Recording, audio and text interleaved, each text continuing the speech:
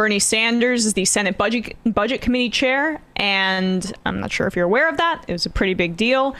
And so he's been at the center of these infrastructure negotiations. Now, understand that he initially floated a $6 trillion infrastructure figure.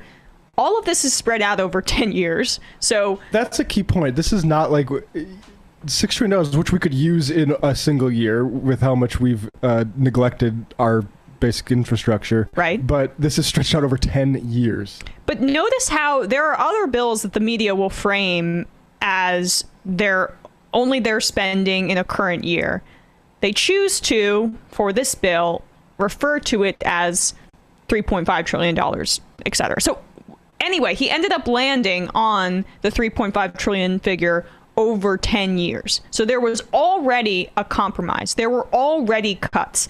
And yet, this is the way that Gayle King and the rest of the CBS morning show crew approached their interview with Sanders, despite the fact that this was already, a little under half of his initial ask as budget chair. Will you agree to cut? Will you agree to cut? It doesn't matter substantively what the cut is, what is getting cut, but we need cuts. This is the talking point that our producers gave to us. And this is where we stand on the political spectrum. And this is the line of questioning you can expect from the mainstream press. Any cut, any blood, any scalp from the bill, that's what we need. But Bernie reframed the question really well. Consider a number less than $3.5 trillion? No, right. Look, we're talking about numbers. You tell me what we should cut. Tell the working families of this country that we don't need to make child care affordable. Tell the American people and the younger people that we should not address the crisis of climate change and try to save the planet. Tell the homeless people that we should not build affordable housing. Tell the young people that we should not make community colleges tuition free. All we are trying to do is address the crises facing working families and demand that the wealthiest people in this country start paying their fair share of taxes. They are fighting back big time. But at the end of the day, I believe we're going to prevail. And we hope that they're going to prevail. Now, it seems that Pelosi is confident. I read a retelling of one of these. It might have been Punchbowl or something like that. One Democratic staffer says, she's got that look in her eye. Like, oh, God, it's time for the real negotiating to happen.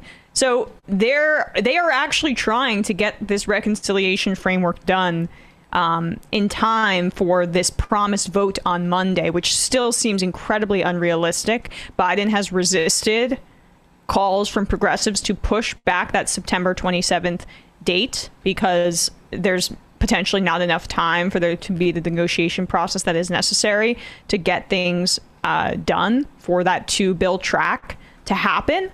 But as of now, that doesn't seem to be in Biden's plans. However, the thing that is in our favor is that this is all of Biden's agenda, essentially, wrapped into this reconciliation package. He needs this to pass as much as the progressives who want this for principled reasons need it to pass.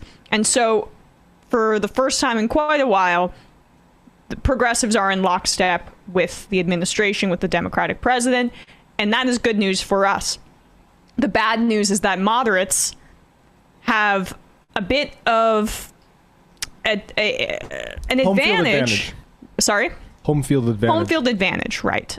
But it's more than that. It's like they're wearing pads and progressives have to tackle without any pads on. It's a significant advantage because they have corporate and moneyed interests on their side.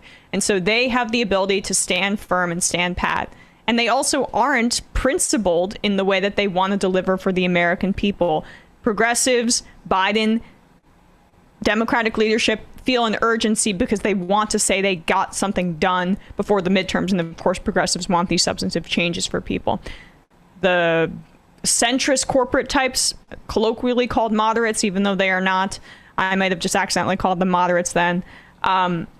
They're able to play a game in a bit of a sociopathic way that those other actors aren't.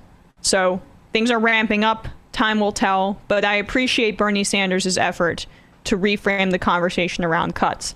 This is not cuts for the sake of cuts. These are cuts that would affect housing, climate proposals, all of these important elements of the infrastructure package that are talked about without any understanding or any context about what those cuts contain.